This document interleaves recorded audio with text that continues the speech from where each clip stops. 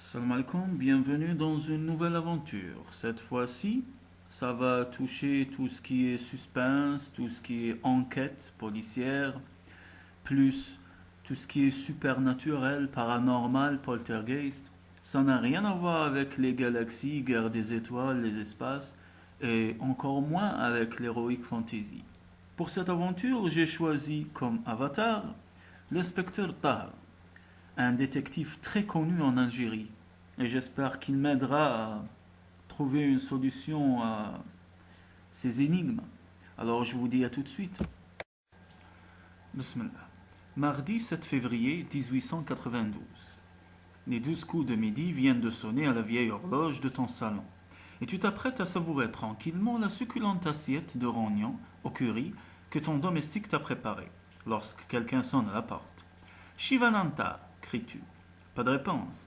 Évidemment, songes-tu en te levant avec humeur, cet imbécile n'est jamais là quand on a besoin de lui.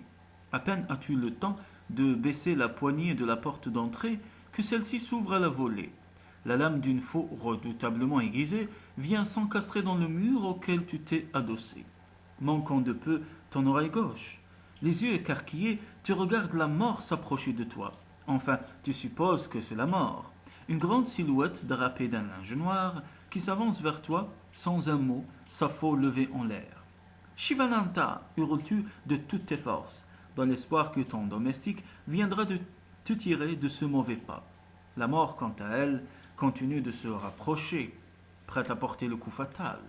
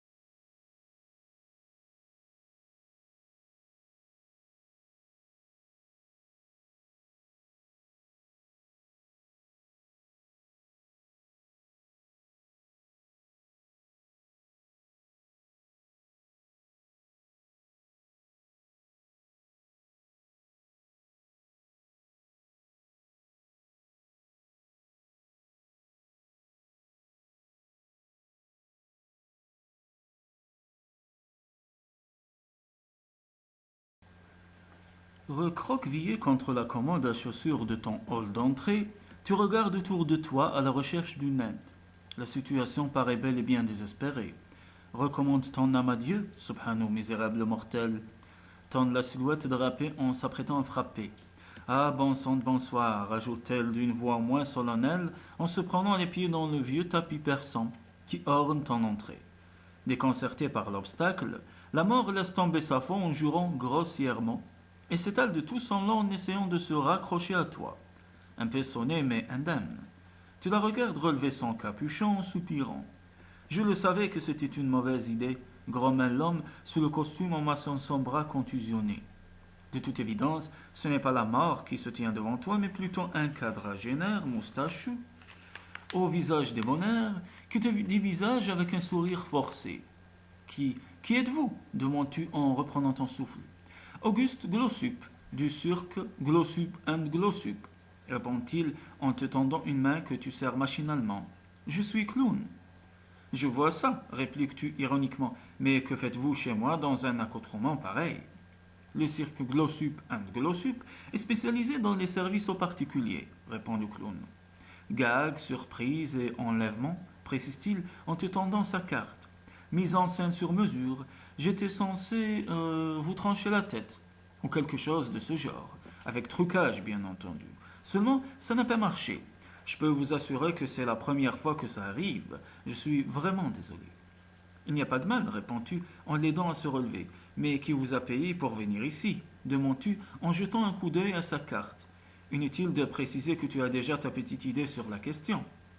Je crois que c'est moi, mon bon maître. Shivananta, tu en aurais mis ta main à couper. Ton domestique se tient derrière toi, l'air penaud. Peux-tu me dire ce que signifie cette nouvelle comédie demandes-tu en essayant de prendre une mine sévère. Je suis désolé, mon bon maître. Auguste n'a pas eu le temps de répéter. Tu te retournes vers le clown qui hausse les épaules sans comprendre. Il ne répond pas, demande-t-il d'une petite voix. Il est muet, rétorques-tu en ouvrant la porte d'entrée en grand. Très bien, monsieur Glossup. Glossup. Comme vous voudrez, lâches-tu en le poussant vers la sortie. Votre participation a été très appréciée, monsieur Glossup, mais il est temps à présent de rentrer chez vous. Très bien, fait le clown en ramassant son drap noir et sa faux. Je vous enverrai ma facture. C'est ça, fais-tu en refermant la porte derrière lui. Bien, siffles-tu en retournant vers Shivananta. Et maintenant, à nous deux. J'ai beaucoup de travail, s'excuse ton domestique en montant les marches de l'escalier reculant. Si tu crois que tu vas t'en tirer comme ça, grognes-tu en t'apprêtant à lui courir après. Un clown déguisé en mort, je te demande un peu. Shivananta vient à peine de disparaître à l'étage supérieur qu'un nouveau coup de sonnette retentit à tes oreilles. Décidément, pas moyen d'être tranquille aujourd'hui. Qu'est-ce que c'est fais-tu en entrebâillant lentement la porte. C'est que tu te méfierais de tout à force. Monsieur Maclean, répond une voix angoissée. Ouvrez vite, je vous en prie. Elle me poursuit. Qui ça demandes-tu un peu intrigué en laissant entrer ton mystérieux visiteur. L'homme, un personnage de petite taille, vêtu d'un haut de forme et d'un costume 3 pièces, te dévisage d'un regard apeuré. Le front luisant de sueur, nous sommes pourtant en plein hiver. Il s'agrippe au revers de ta veste en frissonnant. L'ambre, murmure-t-il, l'ambre n'est pas une personne.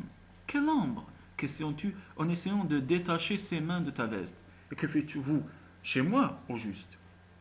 Là, hurle le petit homme en désignant quelque chose derrière toi. Elle s'approche, regardez. Tu te retournes, mais tu ne vois rien d'autre qu'un simple porte-manteau sur lequel est suspendu ton par-dessus.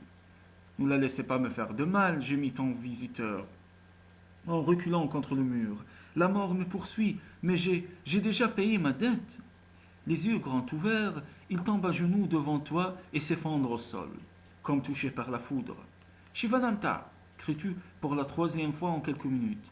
Cette fois, ton domestique comprend qu'il se passe quelque chose de grave. Dévalant les marches de l'escalier, il accourt à ta rencontre et s'agenouille à tes côtés devant le corps inanimé du petit homme en costume. Tu places tes doigts sur son poignet à la recherche d'un pouls quelconque, mais il n'y a plus rien à faire. Est-ce qu'il est demande ton domestique en se levant pour aller fermer la porte. Tu ne peux qu'opiner tristement de la tête. Cette fois, c'était vraiment la mort. murmures-tu pour toi-même. Aidé de ton domestique, tu soulèves le petit homme du sol et le portes sur le canapé de ton salon, où tu l'allonges avec précaution. Tu demandes à Shivananda d'aller chercher le docteur Bond et tu choisis de rester chez toi pour veiller sur le mort. Au bout de quelques minutes, l'inaction commence à te peser et tu te décides à fouiller les poches du cadavre. Ces papiers doivent bien se trouver quelque part. Effectivement, il les avait rangés dans la poche inférieure de son veston. Une inspection rapide des principaux documents t'apprend que la victime s'appelle Horace Morland, qu'elle exerce la profession de comptable et qu'elle habite Seymour Street, au coin nord de Hyde Park. Plusieurs questions commencent déjà à te tourmenter. Qu'est-ce que ce Morland est venu faire chez toi? Quelle était cette ombre qu'il évoquait avec tant de crainte? De toute évidence, une petite visite au domicile de ce monsieur s'impose. Si tu choisis de partir pour Seymour Street, sans attendre l'arrivée du docteur Thomas Bond, va au 24. Si tu décides de patienter, va au 8. Ma foi, je crois que je vais attendre le docteur, car rien ne presse et j'ai tout mon temps pour aller ensuite à Seymour Street. Eh bien, rendez-vous au 8. Au bout d'une demi-heure, un peu sinistre, passé seul en tête-à-tête avec le cadavre de M. Morland, Shivananda est enfin de retour accompagné du docteur. Allons bon, M. McLean, commence ce dernier d'une voix sèche. Dans quel nouveau pétrin vous êtes-vous encore fourré? Bonjour, docteur. Eh bien, pour tout vous dire, je ne le sais pas encore. Cet homme est arrivé chez moi avec l'intention de me révéler quelque chose, mais il est mort sans en avoir eu le temps. Voilà qui n'est guère commun, répond le docteur, en soulevant les paupières du cadavre, que tu avais pris soin de fermer. En revanche, me déranger à l'heure du déjeuner semble être devenu une habitude chez vous. Il reste des rognons en curry, mon bon maître, fait remarquer Shivananda, mais tu n'es vraiment pas d'humeur à plaisanter. Tu foudroies ton domestique du regard, et celui-ci semble se recroqueviller sur lui-même. Bien, annonce le docteur Bond en repliant son stéthoscope. Hormis le fait que le décès se soit produit il y a moins d'une heure, ce dont vous êtes déjà au courant, cet homme est mort d'un arrêt du cœur. A priori, il s'agit d'une crise cardiaque, cause naturelle donc, mais nous ne pouvons toutefois exclure la thèse de l'empoisonnement. Seule une autopsie poussée pourra nous en donner la preuve. Je vais donner des instructions pour que ce corps soit transporté dans nos services le plus rapidement possible. Et je vous tiens au courant. À très bientôt, conclut-il en te serrant la main. Tu le regardes partir avec un certain soulagement. Enfin tranquille, déclares-tu avec un sourire de satisfaction. Très bien. Shivananda, ce n'est pas ce monsieur Morland qui va me couper l'appétit, si tu allais faire réchauffer mes rognons. Trop ravi d'échapper à la pénible explication qui lui semblait promise, ton domestique s'exécute. Une fois ton repas avalé, tu te prépares à partir lorsque l'on sonne de nouveau à la porte. Cela ne finira-t-il donc jamais? Cette fois pourtant, tu sais qu'il s'agit des hommes que le docteur Bond a promis de t'envoyer. Tu leur ouvres donc de bon cœur, et quelques minutes plus tard, ils repartent après avoir enveloppé le cadavre de M. Morland dans une sorte de housse. Une bonne chose de faite. Maintenant, il s'agirait d'en apprendre plus sur les raisons de sa visite, et sur celle de sa mort, par la même occasion. En enfilant ton manteau, tu as le sentiment que tout ça ne fait que commencer. Tu as bien envie de demander son avis à Shivananda, mais tu te dis qu'il t'a déjà causé assez d'ennui pour la journée. Tu sors de chez toi. Brrr, quel froid. Mais tu n'as pas vraiment le choix, en route pour Seymour Street. Seymour Street ne se trouve vraiment pas très loin de chez toi. En cab, tu t'y rends en moins de 10 minutes. Le 12 Seymour Street, où habitait Horace Morland, est une petite maison à 2 étages sans prétention. Le froid mordant, qui t'a saisi quand tu as quitté ton domicile, s'immisce à présent sous ton manteau. C'est pourquoi tu fais tinter sans hésiter la cloche suspendue à la grille d'entrée. Il y a de la lumière à l'intérieur. Manifestement, la maison n'est pas inoccupée. Après quelques secondes, une dame d'un certain âge, l'air essoufflé, descend t'ouvrir sans même te demander ton nom. Il s'agit sans doute de la bonne. Oui, s'enquiert la vieille femme. Je suis bien chez M. Morland? Oh mon Dieu, gémit la bonne. Il lui est arrivé malheur, n'est-ce pas? Apparemment, elle s'en doutait. Sans répondre, tu te présentes et lui demandes si tu peux entrer. Quelques instants plus tard, tu te retrouves assis sur un vieux sofa élimé, une tasse de thé brûlante à la main. Tu es bien forcé d'annoncer la terrible nouvelle. La bonne, qui te dit s'appeler Emma, encaisse courageusement le choc. Elle te précise qu'elle s'attendait à quelque chose de ce genre. Elle ajoute que M. Morland était terriblement agité ces derniers temps, surtout depuis la mort de son vieil oncle Stuart, dont il vient par ailleurs d'hériter. Si tu choisis de poursuivre sur ce sujet, va au 12. Si tu demandes à Emma la permission de jeter un œil au bureau de son maître, va au 26. Si tu préfères présenter tes condoléances et prendre congé, va au 6. Je crois, chers amis, que j'ai tout mon temps pour aller fouiller dans le bureau de Monsieur Morland. Pour l'instant, je préférerais mieux collecter plus d'informations concernant cette histoire d'héritage, car avant de mourir, il m'a bien parlé de dettes. Il a bien précisé qu'il a payé ses dettes. Peut-être qu'on l'a tué à cause de ce fameux héritage. On verra. Ah oui, réponds-tu innocemment. Je suppose qu'il s'agissait d'un regrettable accident. Emma sort un mouchoir de dentelle de sa blouse et se mouche bruyamment, les yeux rougis de larmes. Un accident, oui, un accident de chasse. M. Morland était allé chasser avec son oncle dans le parc de sa vieille propriété du Suffolk. Je ne sais pas exactement ce qui s'est passé, mais un coup est parti et le vieil oncle Stuart est mort. Seigneur, subhanahu, que de malheur dans cette pauvre famille. C'est bien ton avis aussi. En attendant, ton enquête ne progresse pas beaucoup. Je suppose que M. Morland ne se connaissait pas d'ennemi personnel, demandes-tu sur un ton qui se veut anodin. Grand Dieu, non, répond Emma les yeux écarquillés comme si tu venais de proférer un blasphème. Pas de dettes non plus. Des dettes? Mais qu'est-ce que vous allez chercher, M. MacLean? Il n'avait que des amis. Il recevait souvent. Tenez, encore la semaine dernière avec ses séances de spiritisme. Spiritisme? Répètes-tu. Cela commence à devenir intéressant. Oh, mais je n'étais pas invité, précisément. Je ne peux pas vous en dire plus. C'est bien dommage. Si tu choisis d'essayer de fouiller le bureau d'Horace Morland que tu aperçois derrière l'épaule de la bonne, va au 20. Si tu préfères présenter tes condoléances et prendre congé, va au 6. Maintenant que j'ai collecté des informations concernant la mort accidentelle de l'oncle et les séances de spiritisme, je vais fouiller le bureau tranquillement, à mon aise. Je présume que ceci était le bureau de M. Morland, hasardes-tu en t'avançant dans la pièce juxtant le hall d'entrée. Oui, répond Emma en te suivant pas à pas, ne comprenant pas très bien à quoi rime ton manège. Tu te redresses, pris d'une inspiration soudaine. Pourrais-je vous demander un verre d'eau? Tout de suite. Elle trottine rapidement jusqu'à la cuisine. Tu en profites pour ouvrir le premier tiroir qui s'offre à toi et pour le fouiller frénétiquement. En quelques secondes, tu parviens à dénicher une annonce de décès découpée dans le journal, probablement le Daily Chronicle. À peine as-tu fourré le papier dans ta poche que cette bonne Emma est de retour. Un verre d'eau à la main. Tu refermes précipitamment le tiroir. Elle ne s'est rendue compte de rien. Votre verre d'eau, monsieur. Merci mille fois, réponds-tu en feignant de t'intéresser à la bibliothèque. Eh bien, tout cela est vraiment très joli, déclares-tu sans enthousiasme. Oui, acquiesce la bonne en s'essuyant les yeux d'un coin de mouchoir. Décidément, cette femme déborde de conversation.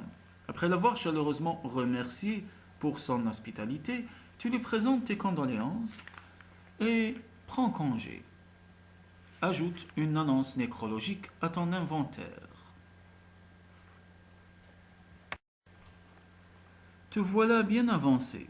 Qui a pu s'attaquer à un homme aussi quelconque que ce M. Morland, et surtout, pour quelle raison? Quelque chose te dit que tu ne vas pas tarder à en apprendre davantage. Tu en es là de tes réflexions lorsqu'à quelques pas de la maison que tu viens de quitter, à l'endroit où la Seymour Street remonte vers le nord et devient Seymour Place, un étrange personnage encapuchonné attire ton attention. Il tourne la tête dans ta direction et prend subitement la fuite. Si tu essaies de le poursuivre, va au 9. Si tu décides simplement de rentrer chez toi, va au 17. Vous devez bien connaître mon choix, on va poursuivre ce mystérieux bonhomme. Ce fantôme a de bonnes jambes, songes-tu, en te mettant à courir à ton tour. La poursuite s'engage. Tu remontes Seymour Place à toute allure et tes pieds battent le pavé détrempé. Quelques passants intrigués se retournent sur votre passage, mais tu décides de les laisser en dehors de tout ça. Pour ce que tu peux en voir, ton fantôme est habillé d'une sorte de long manteau gris, en manches trop longues pour lui. Si seulement tu pouvais voir son visage. Brusquement, il s'arrête, avisant un petit débarras adossé à une maison bourgeoise, il parvient à se hisser dessus d'un vigoureux coup de rein. Puis, avisant une gouttière, il entreprend de grimper sur le toit de la maison. Les choses se compliquent. Si tu continues cette poursuite sur le toit, va au 19. Si tu préfères abandonner et rentrer chez toi, va au 17. Je n'ai pas fait tout ce chemin pour abandonner de sitôt. Je vais poursuivre ce lascar. Arrêtez, hurles-tu en agrippant la gouttière à ton tour, mais il paraît évident que le fouilleur ne tiendra aucun compte de tes avertissements. À la force des poignets, tu parviens à grimper sur le toit. Pour t'apercevoir que ton fantôme est déjà sur le toit suivant, il va te falloir sauter pour le rejoindre. Tu prends ton élan pour enjamber l'espace qui te sépare de la maison suivante, et manques tomber dans le vide. Tu te rattrapes d'extrême justesse en poussant un jurant. Le fugitif s'apprête à sauter une nouvelle fois. Ce petit jeu a assez duré. Tu n'as pas l'intention de te rompre les os en essayant de le suivre. Au moment où il passe sur le toit suivant, tu entends un petit bruit métallique. Le fantôme se fige un instant avant de reprendre sa course. Tu avances prudemment et te penches au-dessus du vide. Il a perdu quelque chose. Tu te laisses glisser le long d'une nouvelle gouttière et ramasses l'objet en question, une montre à gousset. Tu te promets de l'examiner plus tard et te décides à rentrer chez toi. Le fantôme, lui, t'a bel et bien échappé. Ajoute la montre à gousset à ton inventaire. Après quelques minutes perdues à essayer de trouver un cab, tu y parviens finalement et moins d'un quart d'heure plus tard, te voilà de retour au bercail. Shivananda descend les escaliers à ta rencontre, un morceau de papier à la main. Déjà de retour, mon bon maître, il y a un message pour vous, c'est Monsieur Brand qui vous l'a fait porter. Tu le remercies et, te saisissant du message qu'il te tend, commence à le lire à voix haute. Monsieur MacLean, si cela vous intéresse, la veillée funèbre du corps de Monsieur Morland a lieu à l'église All Souls de Langham Place, pas très loin de son ancien domicile. J'ai le résultat de votre autopsie, Dr. Bond. Toujours aussi coopératif, malgré-tu, en froissant le papier dans ta main. Mon bon maître, demande Shivananda. Qu'est-ce que ça veut dire, coopératif? C'est quelqu'un qui te facilite les choses, réponds-tu en soupirant. Quelqu'un qui fait en sorte d'être agréable. Allez, prépare-toi, nous en sommes quittes pour une nouvelle petite promenade. Le temps de prendre un nouveau cab et vous arrivez à destination. L'église All Souls, construite il y a plus de 50 ans par le célèbre architecte Nash, présente un curieux portique circulaire qui la fait ressembler à une sorte de temple grec. Shivananda et toi pénétrez silencieusement à l'intérieur. Le corps de M. Morland est allongé dans un cercueil dans le fond de l'église. Plusieurs personnes sont déjà là. Tu reconnais l'inspecteur Swanson qui t'adresse un petit signe de la tête, le docteur Bond, plutôt stoïque, et la bonne Emma, toujours en train de pleurer. Il y a aussi un homme chauve que tu n'as jamais vu et qui se tient un peu à l'écart. Au bout d'un petit moment, le docteur Bond se dirige vers la sortie et t'invite à l'accompagner. Shivananda, lui, reste figé près du cercueil. Dehors, la pluie s'est mise à tomber. Empoisonnement, annonce le docteur sans embâche. Empoisonnement à l'arsenic. Classique mais efficace. Comme il s'est rendu au pub quelques minutes avant sa mort, nous avons des milliers de suspects. Il va y avoir une enquête, soupires-tu, les yeux dans le vague. Tout juste, Scotland Yard est sur le coup, confirme le docteur en hochant la tête vers l'inspecteur Swanson, resté à l'intérieur. Je vous laisse, MacLean, j'ai du travail. Tu hoches tristement la tête en le regardant descendre les marches de l'église. Avant de disparaître, il se retourne vers toi et te regarde en plissant le front. Soyez prudent, MacLean, tout cela ne me dit rien qui vaille. Shivananda vient de réapparaître à tes côtés. Il paraît soucieux. Je ne comprends pas, mon bon maître, pourquoi mettons un si joli costume aux gens qui sont morts. Par respect, je suppose. Mais alors, s'inquiète la partie émotive de son cerveau, comment fait-on quand une personne meurt et qu'elle porte déjà un costume?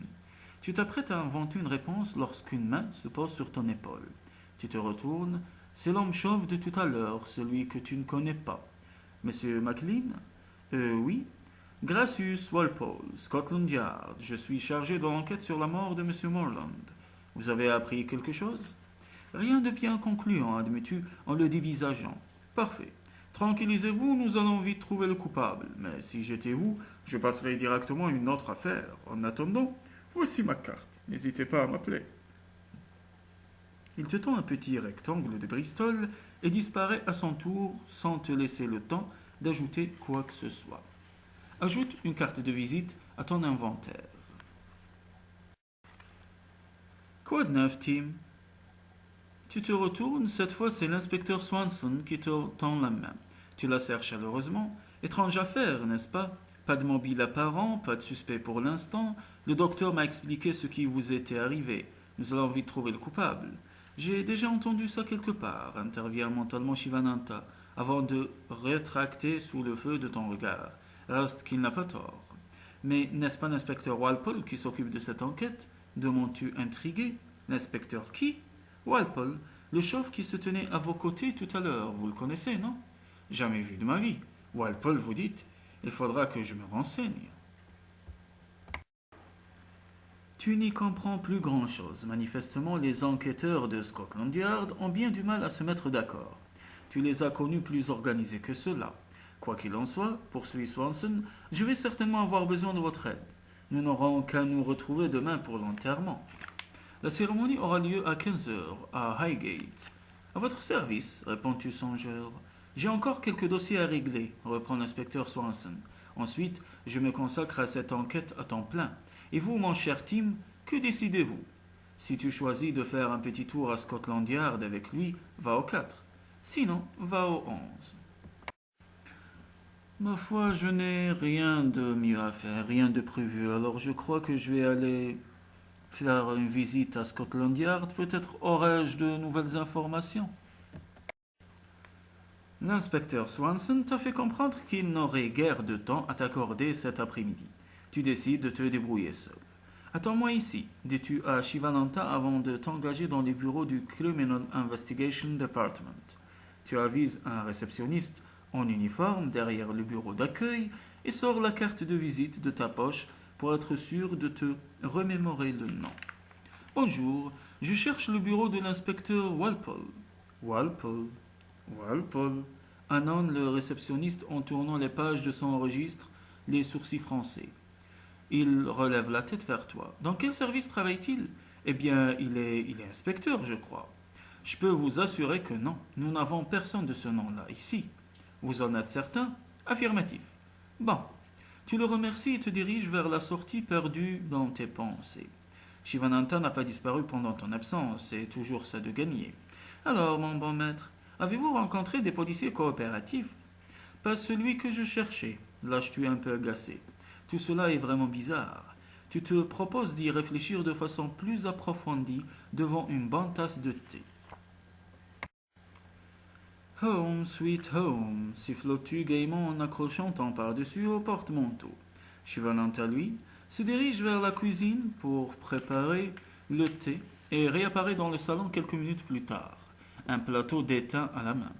Affalé dans ton fauteuil en cuir, tu laisses échapper un profond soupir de satisfaction en apercevant les petits biscuits au gingembre que ton domestique a disposés à côté du thé dans une petite assiette de porcelaine. Alors, mon bon maître, est-ce que je suis bien coopératif? C'est le moins que l'on puisse dire, réponds-tu, tout sourire en avalant une première gorgée de thé. Tu essaies de t'octroyer quelques instants de repos bien mérités. Très vite, cependant, l'image de ce pauvre monsieur Morland revient hanter ton esprit. Tu peux encore l'entendre crier « L'ambre! L'ambre !» Il est temps de te remettre au travail. Les bras croisés, assis sur ton fauteuil, tu te caresses pensivement le menton en te demandant par quoi tu pourrais bien commencer. Pourquoi ne pas examiner les indices que tu as récoltés au cours de cette première journée? Si tu possèdes l'annonce nécrologique, va au 3. Si tu possèdes la montre à gousset, va au 29. Si tu possèdes la carte de visite, va au 23. Si tu en as assez d'examiner les indices, va au 27. Si tu es certain d'avoir épuisé toutes les pistes, va au 25. Eh bien, mes amis, voyons voir ce que nous avons dans notre inventaire. L'annonce nécrologique, on l'a. La montre à gousset, on l'a. La carte de visite, également, on l'a. Par où allons-nous commencer? Eh bien, ma foi, je vais commencer par l'annonce nécrologique, ensuite on verra ce qui nous attendra après. Tu relis le texte de la rubrique Monsieur Horace Morland, résident 12 Seymour Street à Londres, a le profond regret de nous faire part du décès de son oncle, le célèbre armateur Stuart Marland, survenu à l'âge de 59 ans. Le défunt sera inhumé dans la plus stricte intimité. Le mieux, si tu espères en apprendre plus sur Stuart, serait sans doute de consulter le Who's Who, où figurent toutes les personnes qui comptent à Londres. Tu n'as pas de Who's Who chez toi, mais ta nouvelle et charmante voisine Patricia Westwood en possède certainement un exemplaire. Si tu décides de lui rendre visite, va au 22. Si tu préfères continuer à examiner tes indices, retourne au 18. Eh bien, j'ai tout mon temps d'examiner les autres indices. Allons voir cette jolie jeune femme. Il n'y a pas mieux que la compagnie d'une charmante voisine. On va peut-être avoir de nouvelles informations via ce Who's Who. Arrivé devant la maison de ta voisine, tu hésites avant de sonner. Qu'est-ce qui t'arrive? Elle ne va pas te mordre, vous vous connaissez à peine. Finalement, tu appuies sur la sonnette. Aucune réponse. Tu donnes quelques coups discrets contre la porte. Toujours rien visiblement.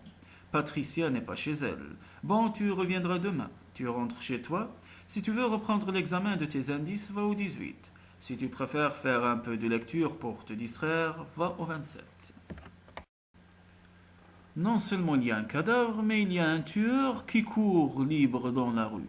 Je vais pas m'amuser à aller me distraire en lisant des bouquins. Pour l'instant, je vais aller voir la piste de la montre au gousset. La montre ne présente rien d'extraordinaire, sinon une inscription gravée dans le boîtier Portman and Sons, sans doute le nom du bijoutier. Après quelques minutes de recherche dans tes annuaires, tu finis par débusquer un Portman and Sons, quelque part sur Brompton Road. Ni la rubrique nécrologique, ni la montre à gousset ne m'ont mené nulle part. Je n'avance pas, alors je vais devoir recourir à mon dernier indice, la carte de visite. Allons voir.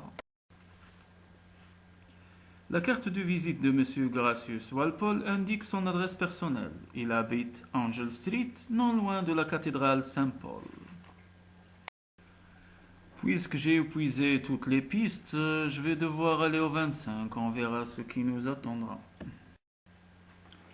Tu sursautes dans ton fauteuil. Quelqu'un vient de frapper à la porte. Shivananta se précipite pour ouvrir. Un constable grimpe l'escalier en tremble et te remet un message de Swanson. Tu lui proposes une tasse de thé, mais le policier refuse poliment car il est de service. Tu as à peine le temps de le remercier que celui-ci s'est éclipsé aussi vite qu'il est apparu. De bonnes nouvelles, mon bon maître, s'enquit ton domestique. Non, pas vraiment, réponds-tu en posant le mot sur ton bureau. C'est l'inspecteur Swanson qui me demande de passer à Scotland Yard demain à 10 heures. Il faut que je rencontre un de ses collègues qui travaille en ce moment sur une affaire difficile. Encore une nouvelle enquête qui... Dis donc, mon ami, coupes-tu en levant les yeux vers la pendule du salon? Il est déjà tard. Si tu nous préparais un bon dîner. Shivananta file aussitôt dans la cuisine. Ton repas terminé, tu files dans ta chambre avec Oliver Twist, le roman de Charles Dickens, sous le bras. À peine couché, tu sombres dans l'inconscience, le livre posé sur ta poitrine. Mercredi 8 février 1892. Quand tu rentres de ton rendez-vous avec Swanson, l'après-midi est déjà bien avancé. Shivananta se précipite pour te présenter un assortiment de pâtisserie orientale. Merci, mon ami, dis-tu en repoussant l'assiette, mais j'ai déjà déjeuné. Ton serviteur n'insiste pas. Tu te remets rapidement au travail. De quel côté vas-tu orienter ton enquête? Consulte les archives et choisis un nom ou un lieu figurant sur ta fiche d'enquête. Si tu es certain d'avoir épuisé toutes les pistes, va au 35. Si ton enquête ne progresse pas, reprends-la au 1.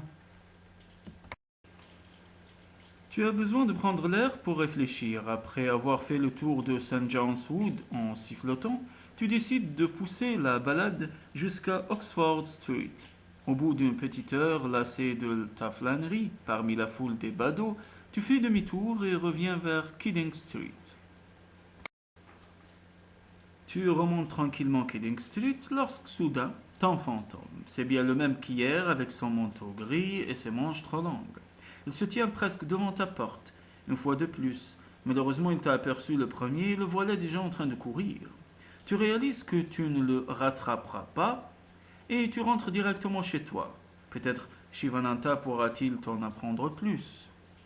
Shivananta, crus-tu en ouvrant la porte de ton appartement. Je suis là, mon bon maître. Il sort du salon, armé de l'une de tes sagés zoulous. Qu'est-ce que c'est que ça t'égosilles-tu en lui prenant l'arme des mains. C'est pour l'ombre, mon bon maître. Elle nous surveille dehors et je crois qu'elle n'est pas très coopérative. Tu remets la sagée à sa place en soupirant. Peut-être ferais-tu bien de vérifier si ton fantôme a réellement disparu. Si c'est ce que tu choisis de faire, va au 45. Sinon, va au 32. Bien, les amis, on va vérifier dehors si le fantôme a disparu ou s'est caché ailleurs. Tu ressors sur le pas de la porte et scrutes un bon moment les deux côtés de Kidding Street. Mais comme tu t'y attendais, il n'y a plus un qui vive dehors. Notre fantôme a disparu. Shivananta, oublions-le pour cette nuit. Apporte-moi ma robe de chambre et fais-nous chauffer un bon potage. Ah, ajoutes-tu en le regardant d'un air sévère, et puis fais-moi plaisir, range tout de suite cette sagée. Enfin un peu de tranquillité. Tu savoures ces moments de quiétude en dégustant le savoureux potage que Shivananta t'a préparé. Mon bon maître, fais celui-ci en t'apportant une assiette de porridge. Pourquoi le fantôme nous surveille-t-il? Qui te dit qu'il nous surveille, réponds-tu en plantant ta cuillère dans le porridge. Peut-être qu'il essaie seulement de nous faire comprendre quelque chose. Il est près de 21 heures à l'horloge de ton bureau et tu repenses à tout ce que cette journée t'a appris. Si le nom de Janet Hazlitt figure sur ta fiche d'enquête, va au 54, sinon va au 38. À 22 heures précises, on sonne chez toi. Un peu méfiant, tu entrebâilles la porte. Mais ce n'est qu'un receveur du service des postes. Un télégramme pour toi signé Donald Swanson.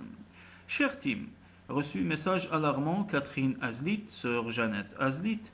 Catherine connaissait Horace et prétend Janet en danger de mort. Action rapide s'impose. Janet et Horace avaient au moins un point commun. Adepte spiritisme.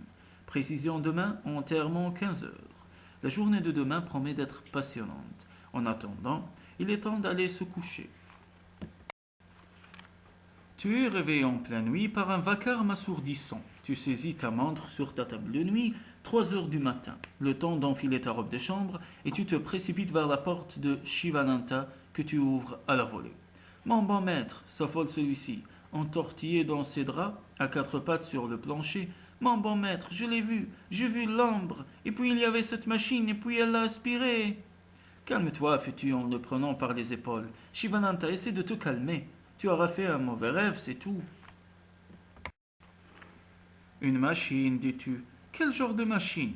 Il essaie de la décrire, mais la scène est un peu confuse. Des hommes masqués réunis autour d'une table, un fantôme avec une montre à gousset, et pour finir, cette étrange machine, qui semblait vouloir l'avaler.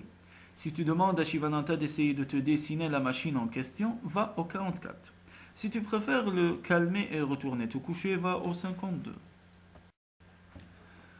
Qu'ai-je à perdre si je lui demande de me dessiner la machine? Peut-être ça l'aidera à se calmer, ensuite je pourrai le mettre au lit. Tu lui amènes un papier et un crayon et il se met à l'ouvrage en tirant la langue. Quelques minutes plus tard, tu as ton dessin. Cela ressemble à une grosse boîte de métal avec une ampoule électrique surmontée d'un cache, une petite ouverture et un jeu de miroir compliqué. C'était bien à cela que ça ressemblait. Ton domestique hoche gravement la tête en se recouchant. Tu examines attentivement le dessin en attendant que Shivananta se rendorme. Ajoute le dessin de Shivananta à ton inventaire et va au 36. Cette fois, tu devrais pouvoir réussir à dormir. Tu te retournes dans ton lit en pensant à la journée de demain. Dans un demi-sommeil, tu vois danser d'étranges silhouettes, masquées entre les tombes du cimetière d'Highgate. puis tu finis par t'endormir tout à fait. Jeudi 9 février 1892. Tu te réveilles demain matin et ton amant frais est dispo. Enterrement à 15 heures. Récapitules à voix haute tandis que Shivananda te sert ton thé et tes toasts. Que dirais-tu d'une petite promenade à Regent's Park? En attendant, j'ai envie de me détendre un peu, et puis nous pourrions aller au restaurant ce midi. Et le zoo? Est-ce que nous pourrons aller au zoo, mon bon maître? Pas question, Shivananda. La dernière fois que nous sommes allés au zoo, tu as parlé au tigre pendant 3 heures, et nous avons failli causer un joli scandale lorsqu'ils t'ont demandé de leur ouvrir la grille. Prépare plutôt nos affaires. Nous partons dans un quart d'heure. Une petite heure plus tard, vous voilà Shivananda et toi en train de jeter du pain au canard du lac de Regent's Park, qui semble apprécier cette délicate attention. Ces oiseaux sont particulièrement coopératifs, mon bon maître, déclare Shivananda en te souriant. Oui, mais ne te penche pas trop, réponds-tu en t'inclinant pour saluer une jolie lady qui passe à vos côtés accompagnée de sa petite fille. Décidément, l'oisiveté a aussi ses bons côtés. La matinée est maintenant bien avancée. Si tu décides de continuer à te promener dans le parc, va au 76.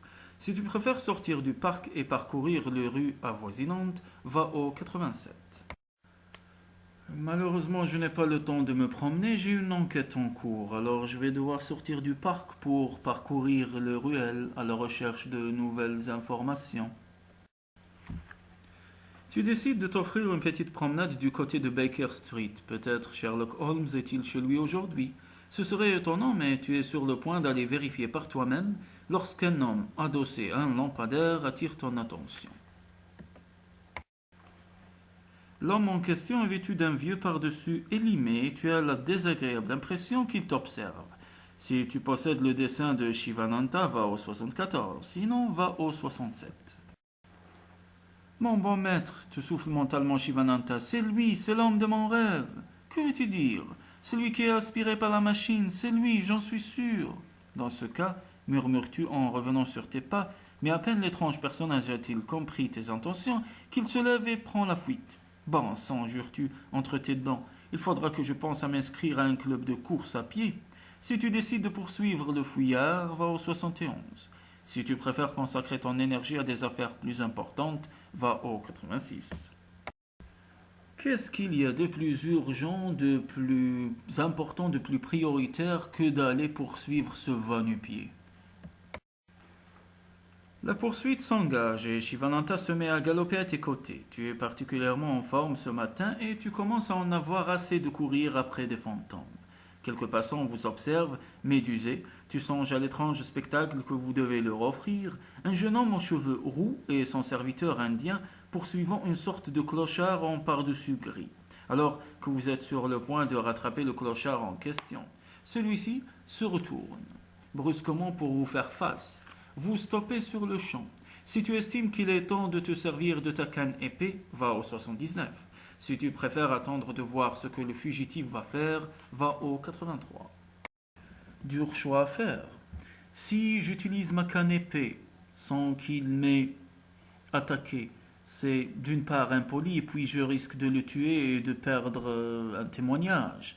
Si j'attends de voir ce qu'il va faire, il risque de me surprendre et de me neutraliser, me maîtriser, comme mes aventures dans le marais aux scorpions avec le super-héros Qismet. Que dois-je faire? Dur choix à faire. Eh bien, je vais attendre quand même de voir ce qu'il mijote et on verra si je suis chanceux ou pas. Ne poursuis pas le fils de l'ombre, siffle l'homme en te regardant d'un air mauvais. Le fils de l'ombre est déjà mort. Tu es si surpris que tu ne songes même plus à le poursuivre lorsqu'il reprend la fuite. À présent, il est trop loin pour que tu puisses espérer le rattraper. Va au 81. Fils de l'ombre déjà mort, tu dois bien reconnaître que pour l'instant, tu as du mal à y voir clair. Qui est l'ombre exactement? Un fantôme? La mort elle-même? Avec un frisson, tu enfonces tes mains dans tes poches. Va au 86. Après tout, tu ne peux pas passer ton temps à courir après tous les gens qui te paraissent étranges. Peut-être cet homme avait-il quelque chose à se reprocher et t'a-t-il pris pour un inspecteur de police en civil.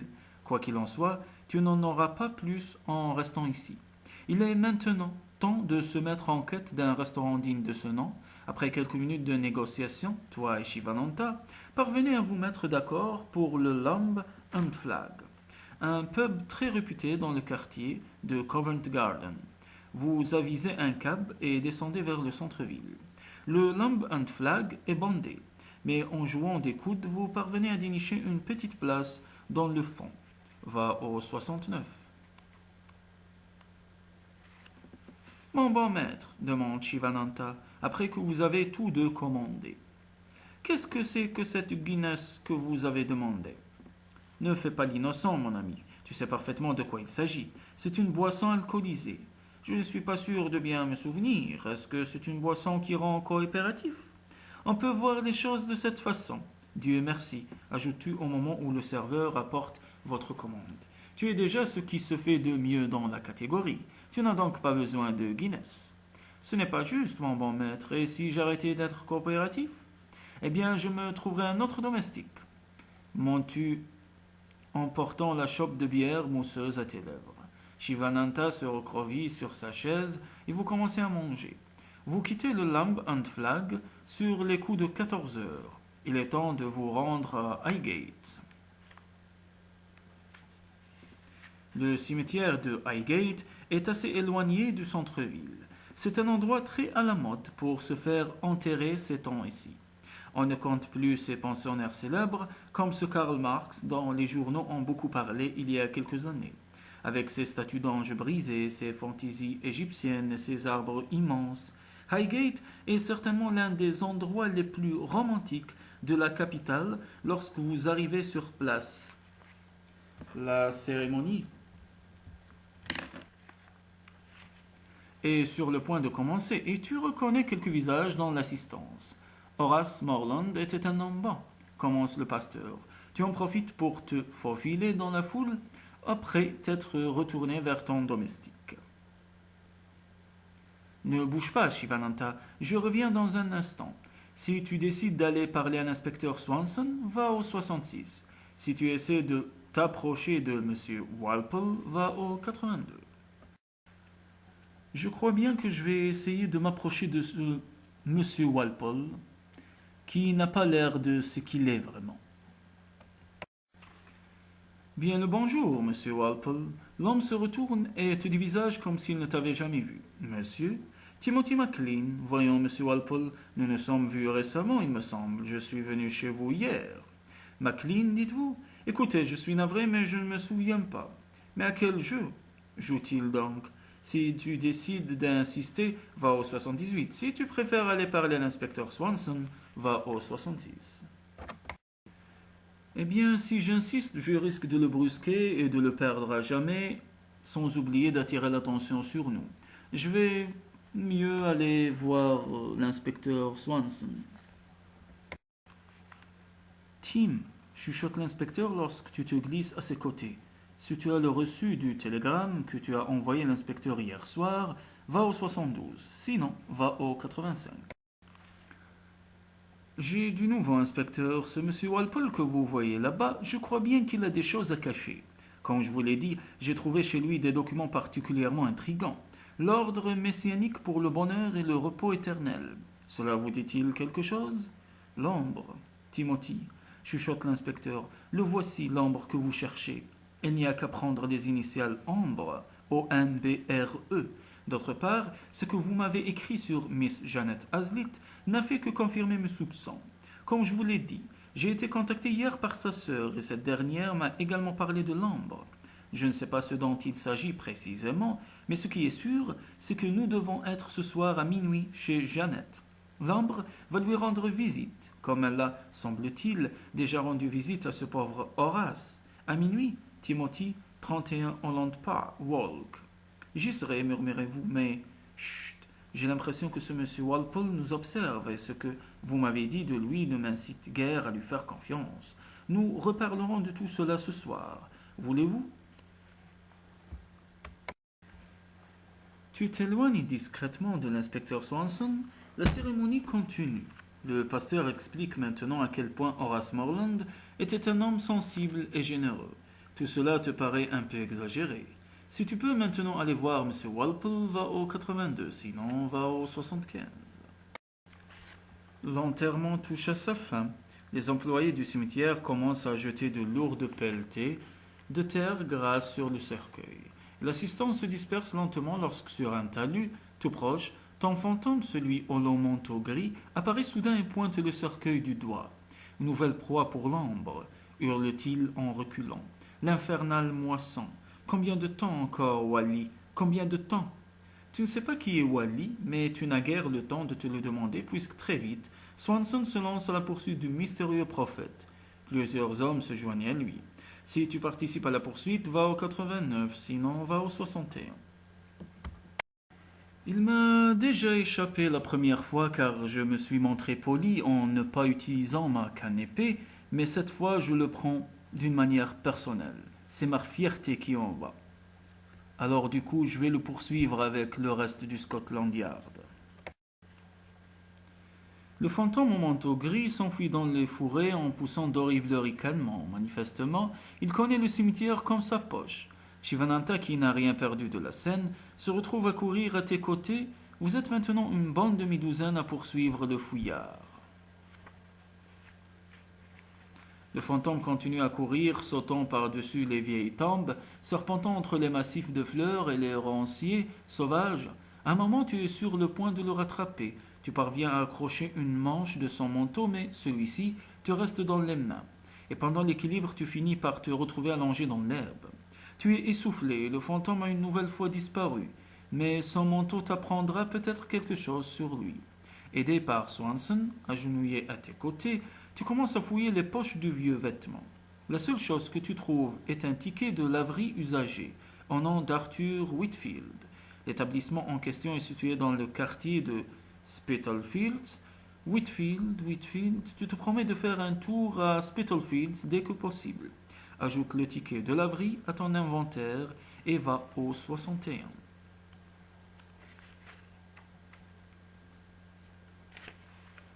Que faisons-nous, mon bon maître demande Shivananta. Tu commences à croire que cet homme est bel et bien un fantôme, mystérieux, insaisissable et, pour tout dire, un peu effrayant. Il ne vous reste plus qu'à rentrer chez vous. Lorsque tu arrives chez toi, il est près de 17 heures et la nuit commence déjà à tomber. Shivananta, prépare-nous un bon feu de cheminée, s'il te plaît. Pour ce soir, le menu est réglementaire. Potage gras et cuisseau de chevreuil. Mais mon bon maître, nous n'avons plus de chevreuil. Eh bien, va en acheter, que veux-tu que je te dise?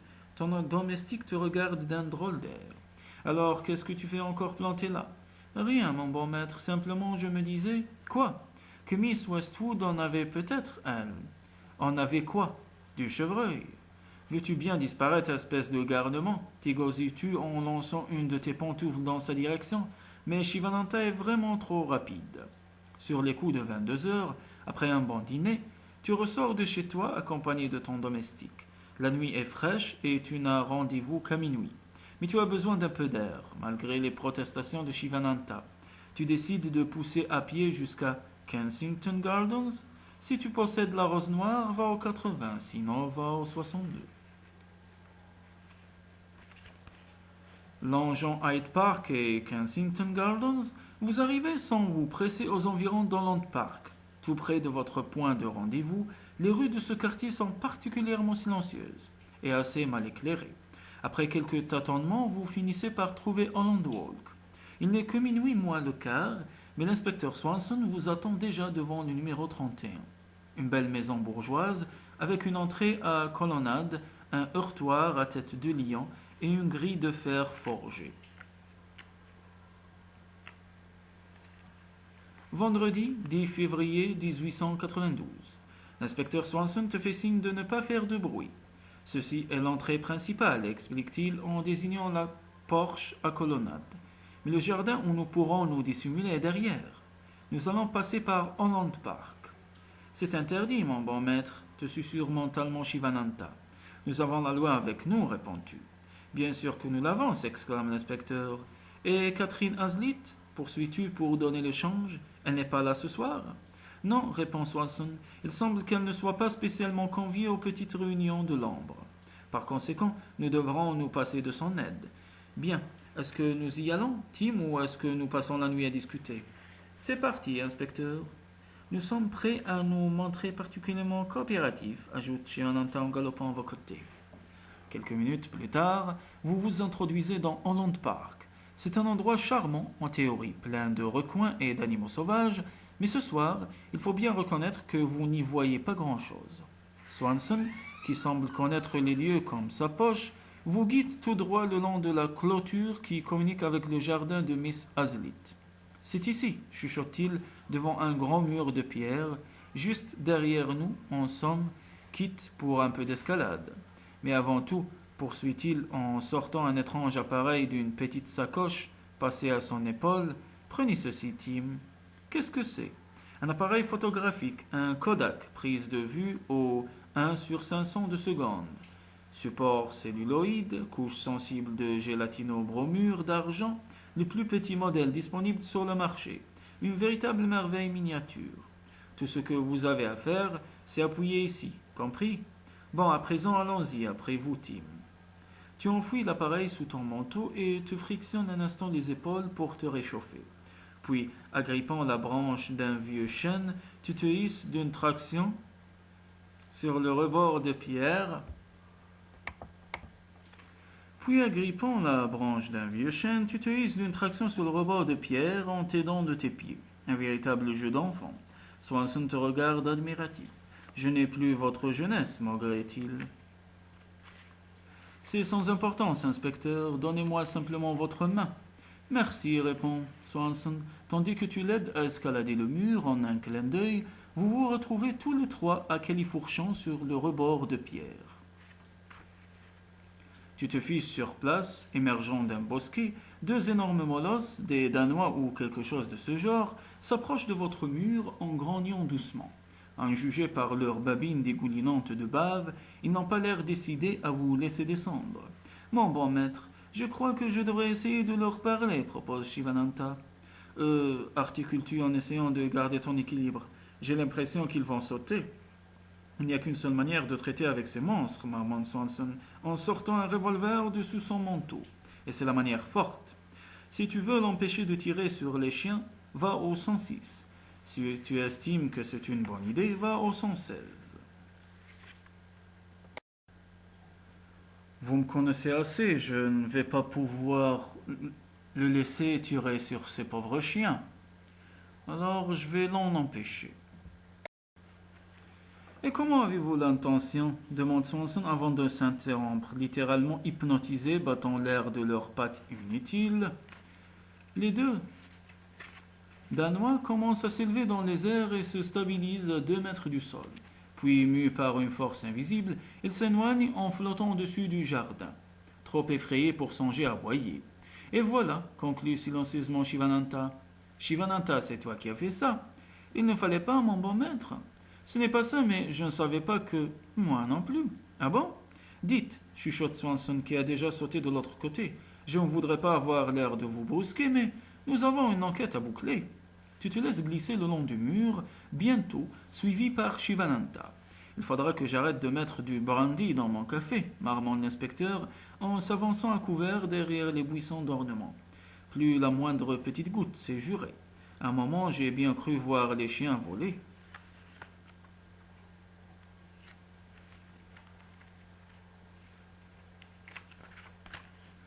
Vous êtes sur le point de vous faufiler jusqu'à la véranda qui semble mener à la maison proprement dite, lorsqu'une lumière s'allume et qu'un homme sort sur le pas de la porte. Gladstone, Disraeli, c'est l'heure de la soupe, crie-t-il en posant une écuelle de nourriture sur l'herbe. Vous vous aplatissez à terre. L'homme scrute le jardin pendant quelques secondes, puis, ne constatant rien d'anormal, retourne dans la maison et éteint la lumière.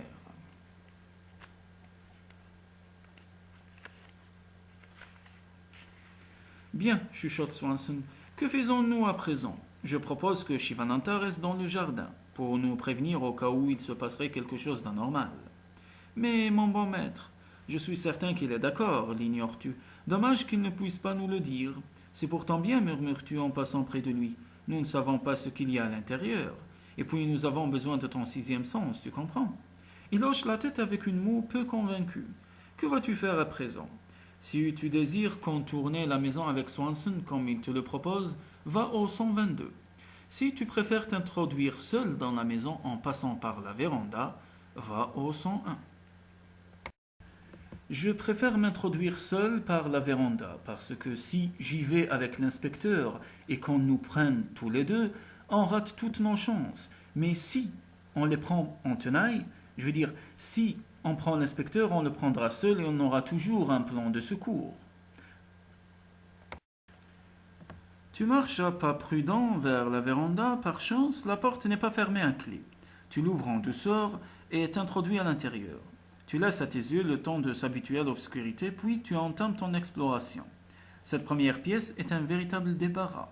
Outils de jardin, vieux divans rapiécés, bocaux de confiture et bouquets de fleurs séchées. Au fond, tu repères une deuxième porte, ouverte elle aussi. Te voilà dans la maison.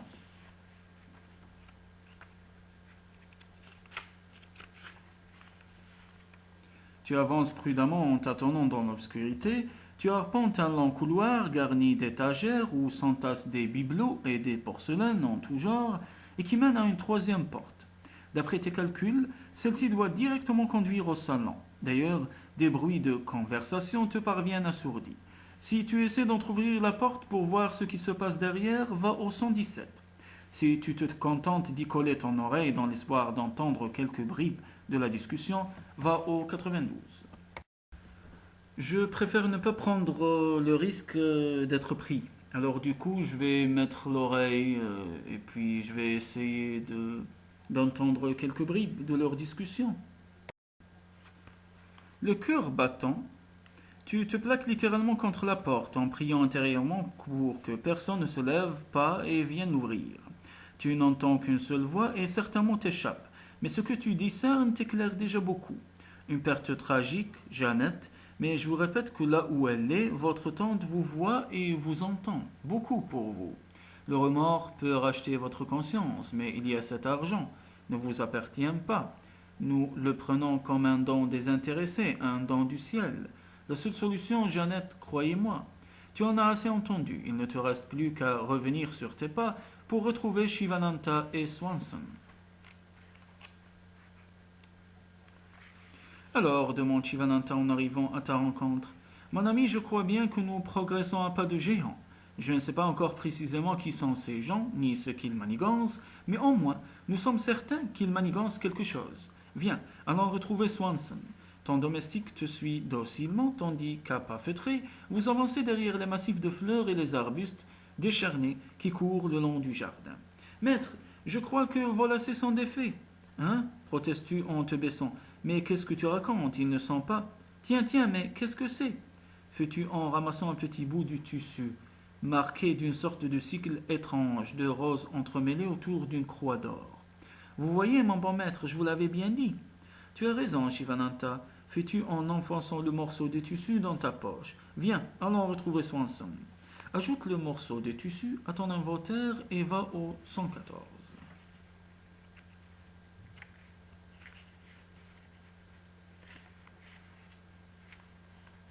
Alors, chuchote Swanson, en vous voyant arriver, je crois que nous avons progressé, inspecteur. J'ai entendu des choses très intéressantes. Tu lui expliques par le menu ce que tu as pu entendre derrière la porte du salon. L'inspecteur t'écoute en tortillant sa moustache d'un air pensif. Lorsque tu as terminé, il pose une main sur ton épaule et te regarde en souriant. Parfait, Tim. C'est vraiment du très beau travail. Il me semble que c'est tout ce que nous pouvions apprendre ce soir. Rentrons à présent. Il est plus d'1 heure du matin et je pense que quelques heures de repos ne seront pas superflues. Tu suis Swanson pour trouver un moyen de sortir de la propriété. Va au 103.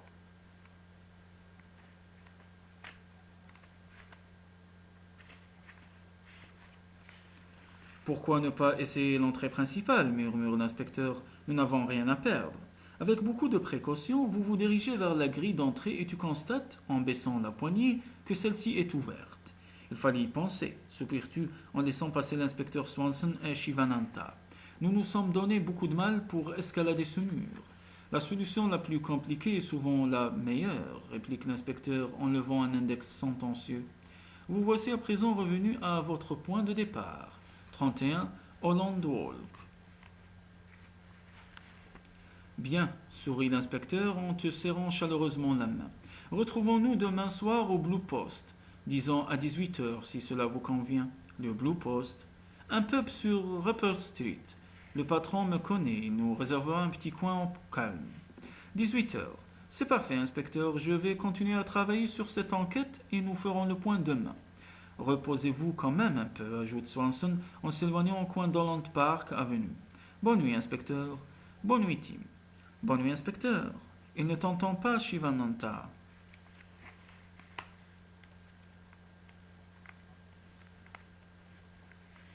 Il est plus d'1 heure du matin et les rues de Londres sont désertes. Tu vas devoir rentrer à pied. Sur le chemin qui longe Kensington Gardens, les lampadaires jettent leur lumière blafarde sur les trottoirs mouillés de pluie.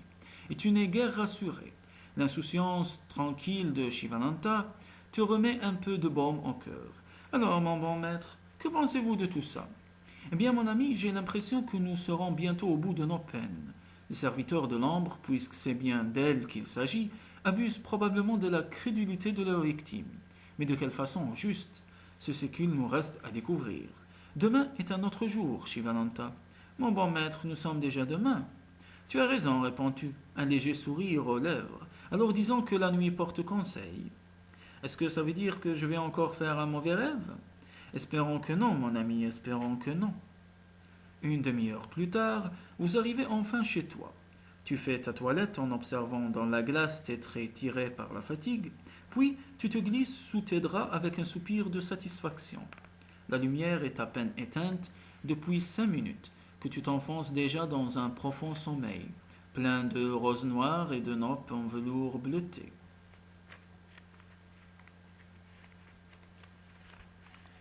Le lendemain, tu te réveilles sur les coups de 9 heures et t'habilles en sifflotant. Tu viens d'avoir une idée.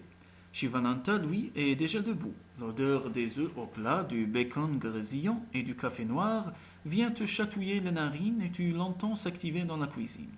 Tu descends les escaliers en passant une veste et t'assieds devant la table du salon. Bien dormi, mon bon maître? On ne peut mieux. Je t'avais dit que la nuit porte conseil. Eh bien, c'est ce qu'elle a fait. Mais nous en parlerons tout à l'heure avec l'inspecteur Swanson. Pour l'instant, nous avons du travail, conclus-tu, en piquant le jaune d'œuf avec ta fourchette. Ton petit déjeuner avalé, tu te lèves de table et commences à réfléchir.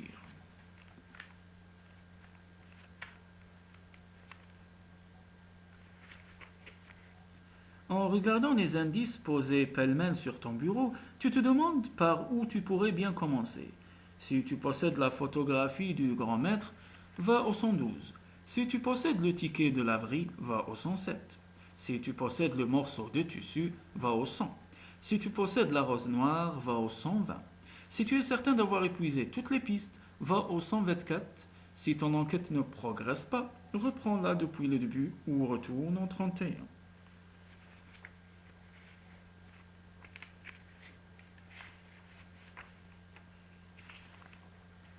Tu examines rapidement le ticket de laverie trouvé sur le manteau de ton fantôme, Arthur Whitfield, laverie Garment, Spitalfield. En toute logique, ce monsieur Whitfield habite ou a habité dans le quartier. Un coup d'œil jeté au Kellys, édition 1890, te le confirme. Arthur Whitfield loge sur Old Street. Rien ne te prouve qu'il y habite encore, mais une petite visite s'impose. Si tu décides de te rendre immédiatement sur place, consulte les archives et choisis un nom ou un lieu sur ta fiche d'enquête. Si tu préfères continuer à étudier tes indices, retourne au 130. Il est 4 heures de l'après-midi, il te semble que tu as exploité toutes les pistes que tu avais à ta disposition. Alors, mon bon maître, demande Shivananta en te servant le thé. Nous ne sommes plus très loin du but, mon ami. Il nous reste à confondre le maître à penser de l'ombre, et pour cela j'ai ma petite idée. En fait, il n'y a qu'une chose qui m'inquiète vraiment. Laquelle? C'est que tu n'aies pas encore fait la moindre bêtise depuis le début de cette enquête. Peut-être est-ce à cause de mon cauchemar, hasarde ton domestique sans se démonter. Peut-être, une sorte d'influence souterraine. Mais rassurez-vous, mon bon maître, ce cauchemar, je l'ai presque oublié à présent. Je suppose que c'est une bonne nouvelle, soupires-tu en te levant de ton bureau. Parfait. Il nous reste un peu de temps pour nous préparer. Ensuite, direction Rapper Street. Je ne voudrais pas faire attendre l'inspecteur Swanson. Si le nom d'Arthur Whitfield figure sur ta fiche d'enquête, va au 113, sinon va au 115.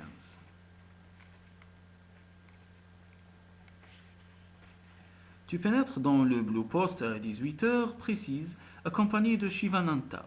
Comme Swanson te l'avait promis, sa table se situe un peu à l'écart sur une sorte d'estrade à l'étage et le brouhaha des rires et des conversations est suffisamment atténué pour vous permettre de vous parler. Tu commandes 2 bières pour toi et pour Swanson et un simple jus de fruits pour Shivananta, qui accueille son verre avec une grimace de dégoût. Mais mon bon maître, tu lui jettes un regard de réprimande. Tu connais les effets de la bière sur ton domestique et tu n'as pas envie de créer un scandale ici, surtout en présence d'un inspecteur de Scotland Yard. Alors, où en êtes-vous demande Swanson après une première gorgée de bière. J'ai trouvé l'adresse de mon fantôme, déclares-tu en reposant ton verre sur la table. C'est une sorte d'inventeur ruiné. Il fabriquait des machines et je suis prêt à parier qu'il les vendait à l'ambre. Quel genre de machine? C'est assez difficile à dire, je sais bien que ce n'est pas très scientifique, mais Shivananta a fait un rêve étrange l'autre nuit et il y avait une machine comme celle-là. Elle aspirait notre fantôme, vous voyez. C'est une sorte de métaphore. Très brillante analyse, mon bon maître. Ça va comme ça, Shivananta, murmures-tu en le foudroyant du regard. Vous dites, Tim? Rien du tout, inspecteur. Bon, et quelles sont vos conclusions demande Swanson visiblement intéressé.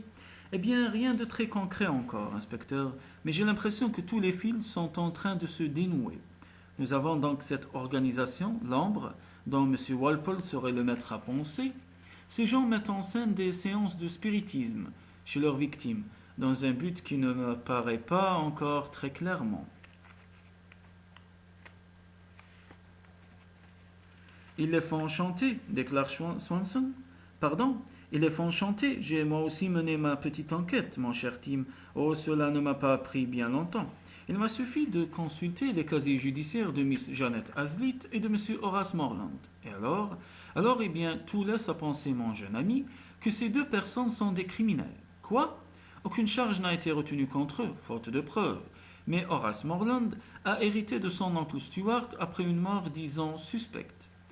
Et Miss Hazlitt a perdu sa tante Emily dans des circonstances toutes aussi étranges, morte dans son sommeil, soi-disant. Alors tout devient clair, chuchotes-tu, comme sous l'effet d'une illumination. D'une façon ou d'une autre, Walpole apprend que ces gens sont des meurtriers. Il entre en contact avec eux et leur fait croire qu'il peut joindre leurs défunts parents. Il leur raconte que ces derniers leur ont pardonné leurs crimes, mais qu'en échange de ce pardon, eux, les meurtriers, doivent reverser l'héritage qu'ils ont touché au bienfaisant message l'ambre. Tout simplement lumineux, Tim. Merci, inspecteur. Tout ce qu'il nous reste à faire à présent, c'est de prendre ces escrocs au flagrant délit. Nous avons déjà essayé, marmonne Swanson.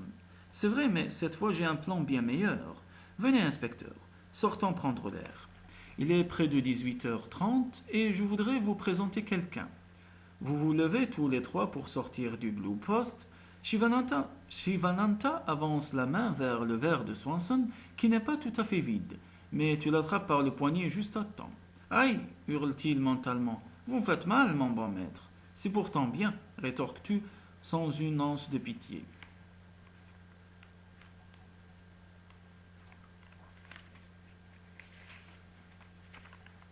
Une bonne bouffée d'air glacé vient te rafraîchir le visage. Kitty est là, comme elle te l'avait promis.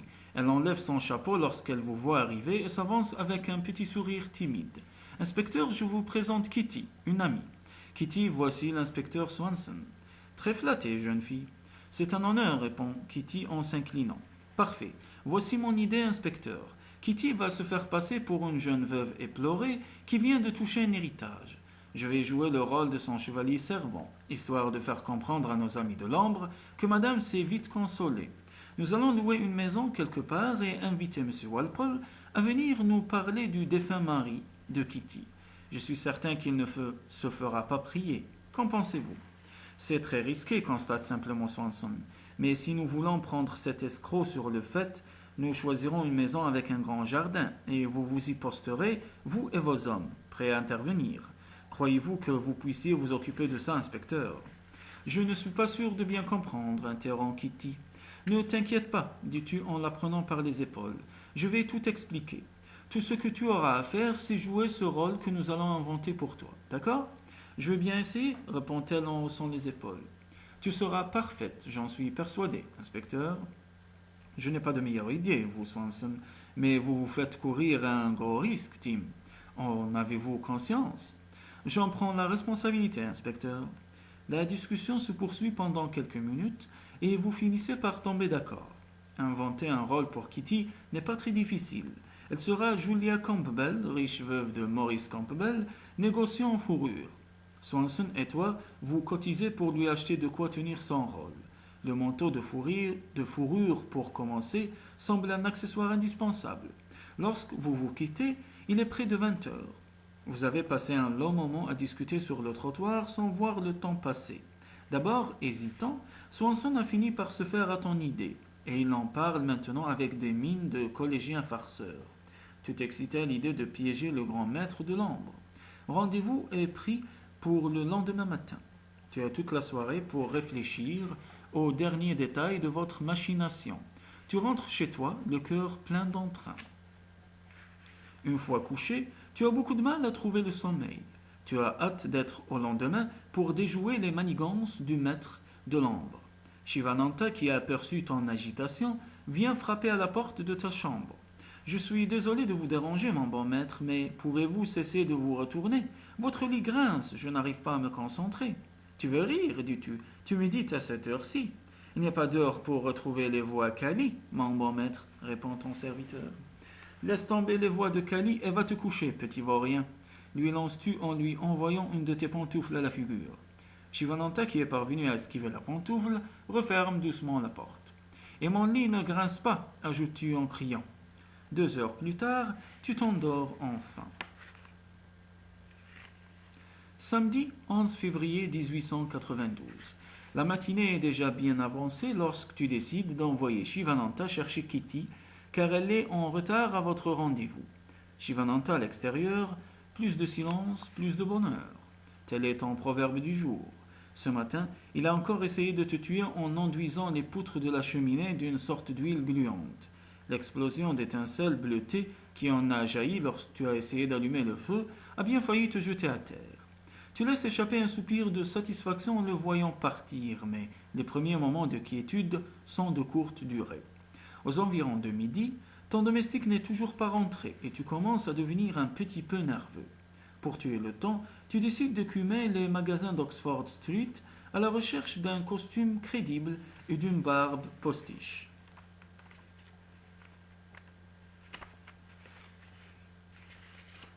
Lorsque tu rentres chez toi sur les coups de 13 heures, Kitty et Swanson t'attendent devant la porte chargée de 2 gros sacs.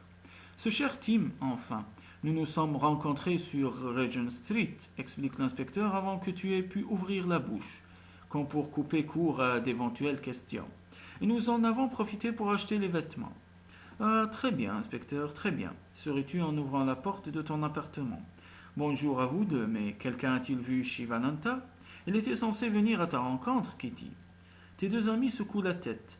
Mais où est donc encore passé ce damné animal?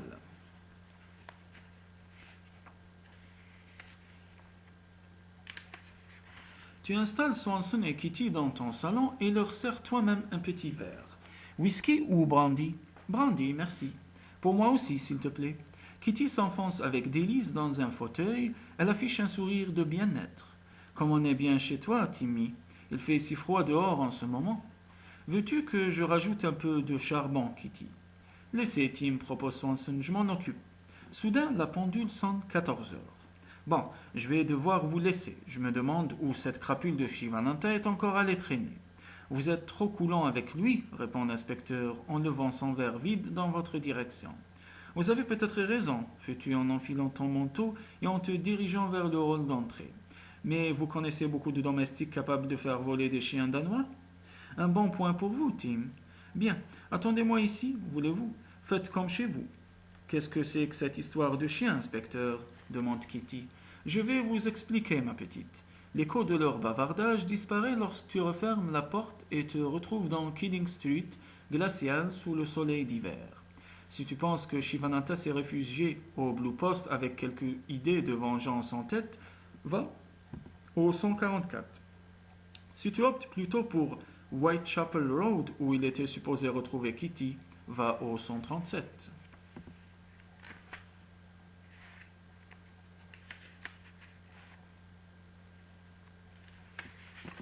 Whitechapel Road est bondé le samedi matin et tu te demandes comment tu vas réussir à retrouver Shivananda au milieu de cette foule.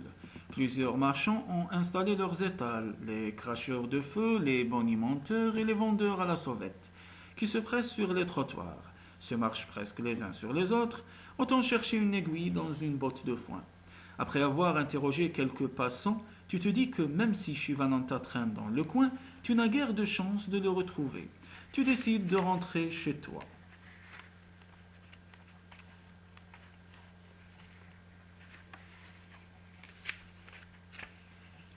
Shivananda, t'écris-tu en ouvrant la porte de ton appartement. Il n'est pas là, répond l'inspecteur en rabaissant la manche de sa chemise qu'il avait retroussée jusqu'à son épaule. J'étais en train de montrer à mademoiselle Kitty la cicatrice qui m'est restée de ma rencontre avec le loup-garou de St. James Park, précise-t-il en croisant ton regard ébahi. Vous ai-je déjà raconté cette histoire, Tim? Je ne crois pas, fais-tu en te versant un petit verre de whisky. Bien, reprends-tu, après l'avoir vidé d'un trait. Je vais refaire un tour du côté du Blue Post. Ne vous dérangez pas pour moi. Tout va bien, Timmy? Demande Kitty en se levant à ta rencontre. Bien sûr que ça va. Bon, à tout à l'heure. Si ce garnement est effectivement au Blue Post, il va le regretter. Comme tu t'en étais douté, Shivananda est bien là. Tu l'aperçois dès que tu entres dans la première salle. Il est debout face au comptoir, les sourcils froncés comme sous l'effet de la concentration. Et un petit, comme groupe de personnes se tient autour de lui, à distance respectable. De l'autre côté, un serveur en chemise blanche et gilet noir essaie de lui tenir tête. À en juger par les débris de bouteilles gisant au sol, la partie est loin d'être gagnée pour lui. Je te répète que les enfants non accompagnés ne sont pas admis ici. Oh Seigneur, repose cette bouteille, je t'en prie, c'est du cognac. Mais le serveur s'égosille en vain. La bouteille question flotte à 1 mètre du plafond, comme si elle hésitait sur la marche à suivre.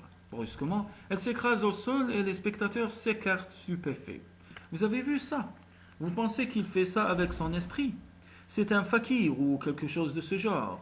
Mon frère a fait les Indes et je peux vous dire que Shivananda les interrompit en hurlant et ton apparition semble les effrayer plus encore que celle de la bouteille volante. Tu te précipites vers lui et l'attrapes par l'oreille. Eh bien, c'est du propre, mon ami. Mais mon bon maître, il ne voulait pas me servir à boire. Je suis très déçu, Shivananda, le réprimandes-tu, en fouillant ta poche à la recherche de quelques billets de banque. Tenez, j'espère que ça suffira, dis-tu au serveur en laissant une poignée de livres sur le comptoir. Quant à toi, petite crapule. Interloqués, les habitués du Blue Post s'écartent sur votre passage tandis que tu sors de l'établissement en tirant Shivananda par l'oreille. Aïe, ouille, mon bon maître, les voies de Kali sont impénétrables. Je ne vois vraiment pas le rapport. Là, je suis encore très énervé contre lui. Quelques minutes plus tard, vous attrapez un cab et prenez le chemin du retour. Les lèvres serrées, tu expliques à Shivananda ce que sa conduite a de déplorable et lui ordonne de ne plus jamais se servir de ses pouvoirs en public. Il t'écoute comme un enfant en faute et tu ne peux t'empêcher de penser que tu as peut-être été un peu dur avec lui. L'affaire est close, conclus-tu au moment où votre cab s'engage dans Kidding Street. J'espère que ça te servira de leçon. Il hoche la tête en silence. Heureusement que Kitty est venue chez toi par ses propres moyens.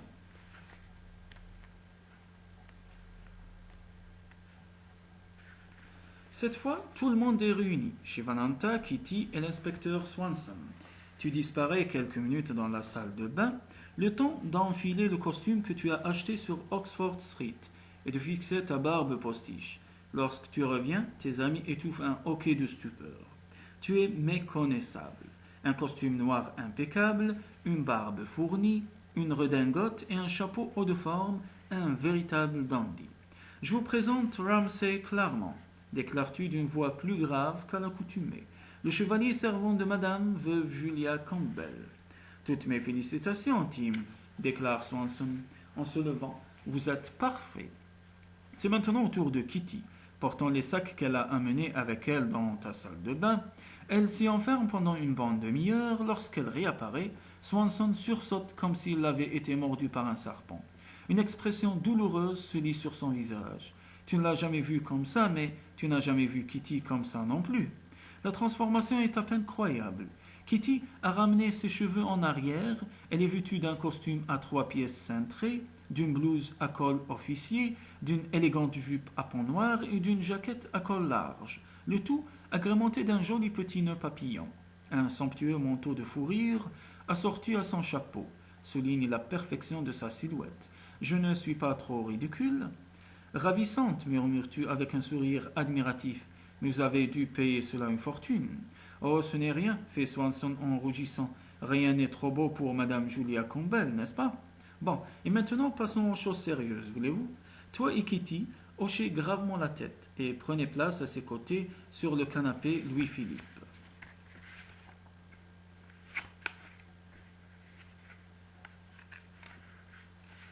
Notre principal problème est le suivant, énonce l'inspecteur Swanson. Comment contacter ce monsieur Walpole? Je pourrais m'adresser directement à lui, propose Kitty. Où habite-t-il? Nous pourrions aussi nous contenter de lui envoyer un télégramme, réplique Swanson.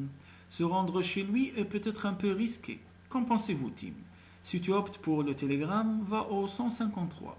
Si tu penses que Kitty devrait rendre visite à M. Walpole, va au 145.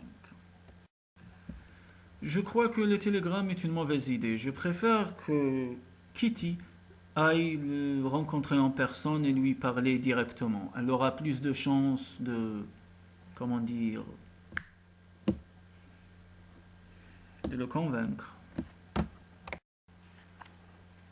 La seule question à présent est de savoir si tu vas accompagner Kitty chez Walpole. Swanson, pour sa part, se montre franchement pour. C'est plus prudent, déclare-t-il. Dans ce cas, partons sans tarder, dit Kitty, en te donnant son bras. Vous venez, très cher? Balbues-tu en réajustant ta veste. Vous êtes sûr que ça va marcher? C'est une idée à vous, rappelle Swanson. C'est vrai, Kitty, tu es certaine que tu seras à la hauteur, il est encore temps de reculer.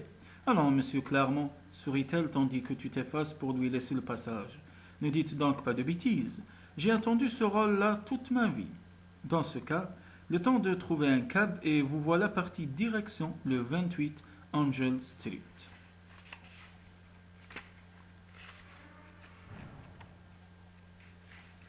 Votre plan fonctionne au-delà de toute espérance. Lorsque vous arrivez devant la petite maison de M.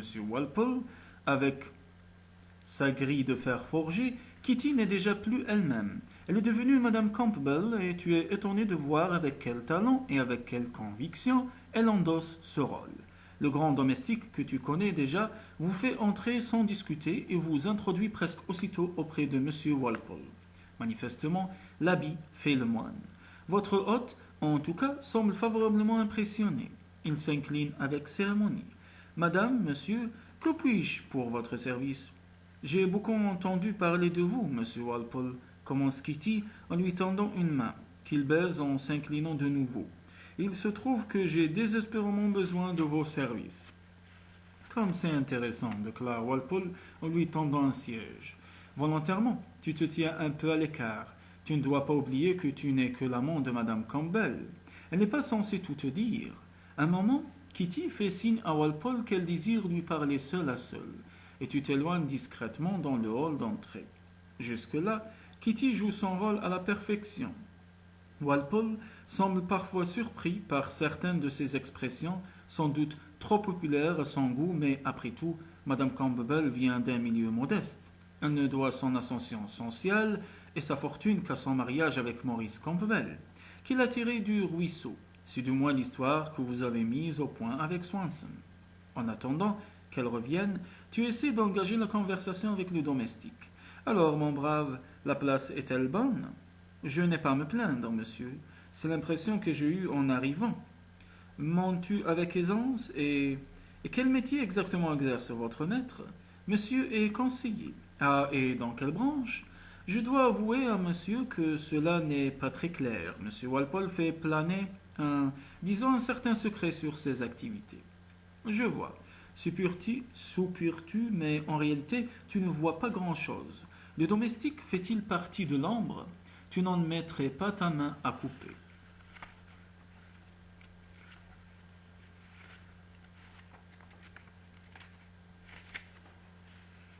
Quelques minutes plus tard, Kitty sort du salon, les yeux rougis de larmes, Walpole sur ses talons. Tu te précipites à sa rencontre, ma chérie. Tout va bien, Ramsay? J'ai expliqué notre problème à M. Walpole et il a promis d'agir en toute discrétion. Quand? Réponds-tu. Dès ce soir, renifle Kitty. Quelle comédienne! Ne vous inquiétez pas, Ramsay, déclare Walpole en te posant une main sur l'épaule. Votre ami m'a tout expliqué. La mort de son mari est une épreuve tragique pour vous deux, surtout quand on connaît les circonstances très particulières du décès. Mais tout le monde a le droit de commettre des erreurs, n'est-ce pas? Bientôt, vous serez délivré de ce mauvais rêve et de cet insoutenable fardeau. Vous verrez, votre conscience redeviendra pure comme l'eau claire. J'espère, parviens-tu à balbutier. N'espérez pas, monsieur Claremont, n'espérez pas. Contentez-vous de croire. Après avoir chaleureusement remercié votre hôte, vous vous apprêtez à prendre congé. Alors, c'est d'accord, monsieur Walpole? Ce soir, 11 heures au 16 de Cheyne Walk, déclare Kitty. Absolument. Mais dites-moi, ma chère, cette maison, n'était-ce pas la demeure du peintre Rossetti dans les années 70? Le peintre qui? Demande Kitty. Vous savez, monsieur Walpole, la peinture n'est pas vraiment ma tasse de thé. Ça ne fait rien, sourit Walpole en vous raccompagnant vers la sortie. À ce soir. Vous sortez de la maison en essayant de conserver un air digne. Qu'est-ce que tu lui as raconté, demandes-tu à Kitty, lorsque vous êtes suffisamment loin? Que j'avais poussé mon époux au bord d'une falaise, ni vu ni connu. Tu en restes bouche bée.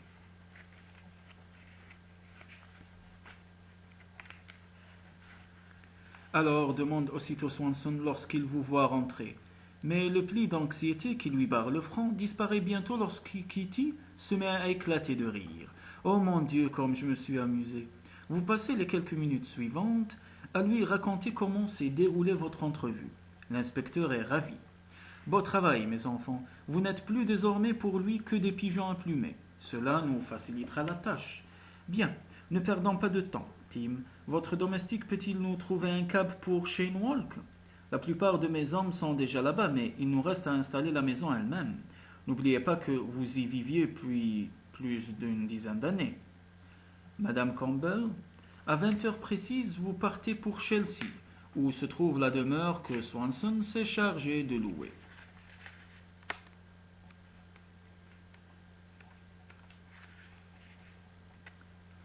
À 22h30, la maison est prête à accueillir ses visiteurs, suivant les instructions que Walpole a données à Kitty.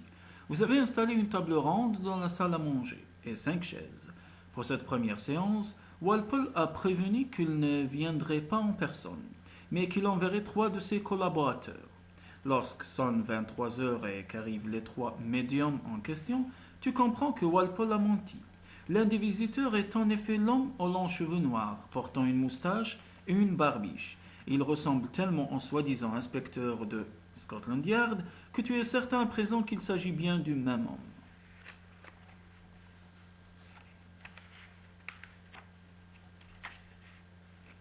Les 3 médiums, l'homme aux cheveux noirs et ses 2 complices, un petit rouquin nerveux et une sorte de grande brute de type nordique, viennent de vous faire sortir pendant quelques minutes du salon pour, soi-disant, harmoniser le terrain spirituel de la pièce avec les ondes psychiques du sujet. Cela te laisse perplexe. Il est maintenant 23h15. Le jardin de la maison est truffé de policiers, camouflés dans les buissons, n'attendant qu'un ordre de Swanson pour passer à l'action. Shivananda est resté avec eux. Tu l'as confié à l'inspecteur de peur qu'il ne fasse tout rater.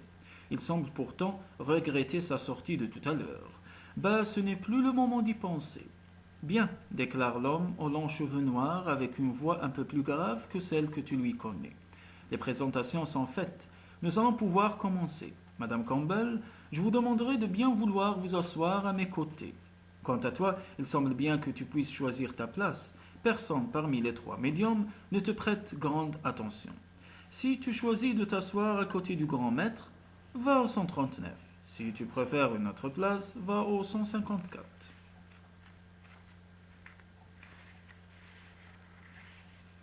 La cérémonie commence sous les lumières tamisées du salon silencieux. Tout est calme et l'on n'entend plus que vos respirations. L'homme aux longs cheveux noirs vous demande de fermer les yeux et de vous concentrer. Nous allons maintenant essayer d'entrer en contact avec l'esprit du défunt, Monsieur Maurice Campbell. Je vous demande de faire le vide dans vos esprits et de penser très fort au défunt. Pendant un moment, tout le monde ferme les yeux, sauf toi. Les pupilles entrouvertes, tu observes les autres. Le grand maître semble concentré, mais tu sais parfaitement qu'il joue la comédie. Ces deux complices, à ton avis, sont surtout là pour réagir en cas de problème. Le rouquin, en tout cas, n'était pas chez Jeannette Hazlitt le soir où vous l'avez espionné. Sa sœur Catherine l'a confirmé à l'inspecteur Swanson.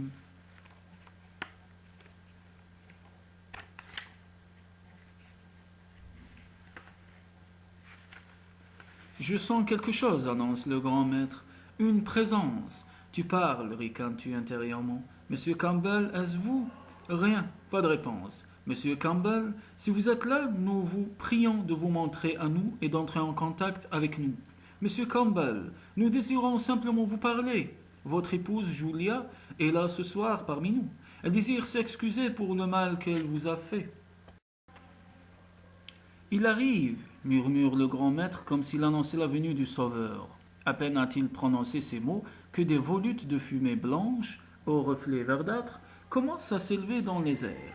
Elles semblent émaner du centre de la table, à l'endroit précis où les émissaires de l'ombre vous ont demandé de poser un vase. Tout à l'heure. Tu as beau savoir que c'est forcément un trucage, l'illusion n'en reste pas moins impressionnante. Je suis là, fait une voix qui semble sortir d'outre-tombe. Qui parle? Tu ne vois personne remuer les lèvres. Monsieur Campbell, commence le grand maître, je suis votre messager. Je suis chargé de vous mettre en contact avec votre femme. Et vous pouvez vous manifester par mon intermédiaire. Que souhaitez-vous dire à Julia? Ton cœur se met à battre plus fort. La voix retentit de nouveau et tu ne parviens pas à comprendre d'où elle vient. Et si ce n'était pas un trucage? Et si tu t'étais trompé du début jusqu'à la fin? Et si, à ce train-là, tu vas finir par te lever en courant? Tu respires un grand coup pour essayer de retrouver ton calme, mais il faut bien avouer que l'atmosphère devient assez oppressante. Kitty elle-même ne semble pas dans son assiette. Tu as péché contre moi, Julia. Tu m'as tué pour mon argent. Maurice, tais-toi. Aujourd'hui, j'ai le pouvoir de te parler par l'entremise de ces gens. Mais ton cœur a-t-il retrouvé la pureté, Julia? Es-tu prête à payer pour tes actes? Julia regrette, reprend le grand maître. Elle nous l'a dit, Maurice, et je vous jure qu'elle est sincère. Que doit-elle faire pour mériter votre pardon? L'argent, Julia. C'est l'argent qui est à la source du mal, reprend la voix. Au fond de ton cœur, tu sais que tu dois le rendre. Mais à qui? Demande faiblement Kitty. Nous devrions peut-être en rester là pour aujourd'hui, intervient le rouquin, dont tu entends la voix pour la première fois. Le fantôme au reflet vert lui continue à remuer devant vous. Il ressemble plus à une brume qu'à un véritable esprit, mais avec un peu d'imagination. Non, il y a quand même une chose qui te chiffonne dans son apparence, mais comment être sûr? Si tu es assis aux côtés du grand maître, va au 141, sinon va au 151. Le moment est venu, pris d'une inspiration subite, tu envoies un grand coup de pied sous la table.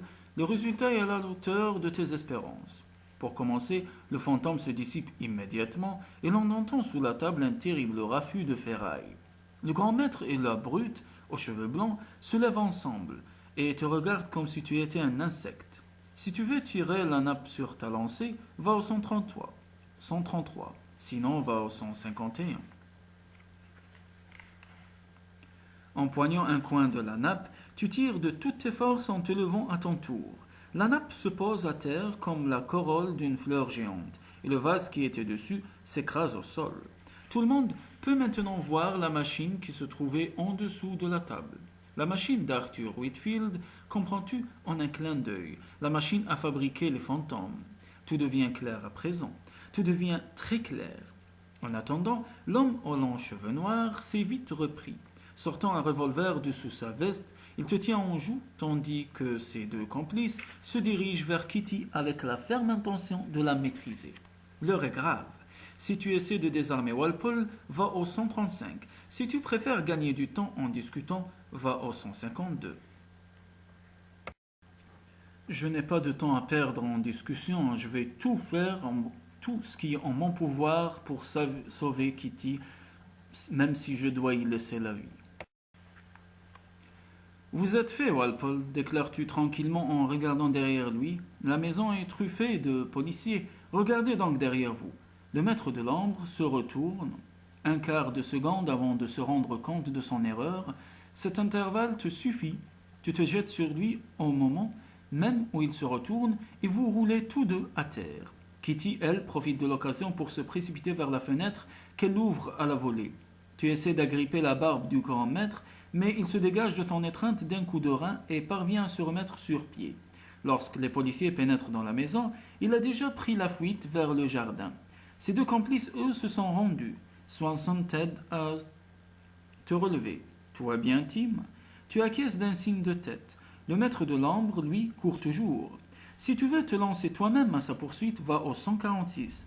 Si tu préfères laisser ce soin aux policiers, va au 142. Eh bien, je ne laisse jamais mon travail aux autres. J'accomplis toujours mes tâches par moi-même. Le jardin est entouré d'un haut mur de pierre. Pour Walpole, la fuite est sans issue.